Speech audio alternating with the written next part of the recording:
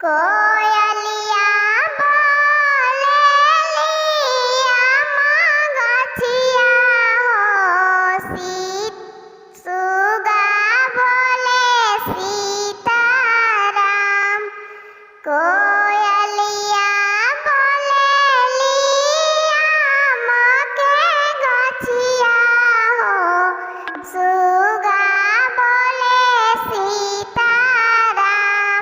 आमा जे बोलेली पापा के आगे हो बेटी भइली सयान।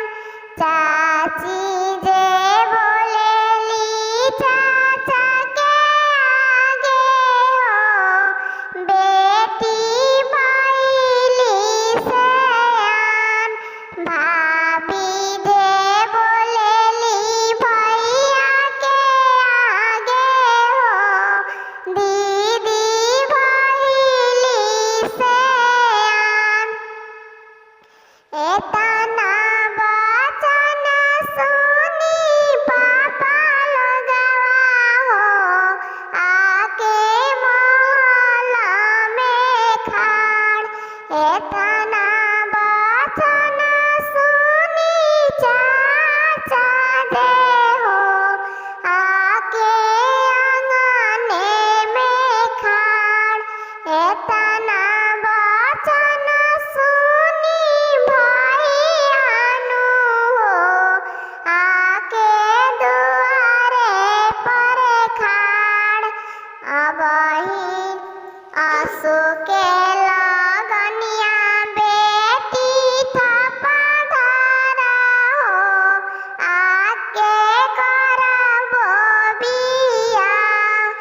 आंसू के लगनिया बेटी धीरा रहा हो इज्जत रखा तू हमार।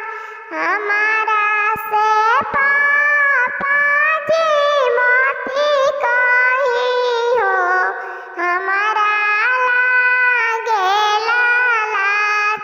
हमारा से भैया जी मती कही हो हमारा लागेला लाज।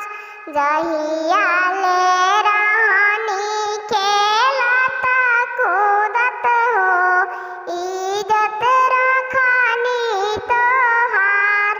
जहिया ले रहनी पढ़त लिखत हो इज्जत रखनी तोहार। अब हम भइनी सजना जोगे हो इज्जत रखस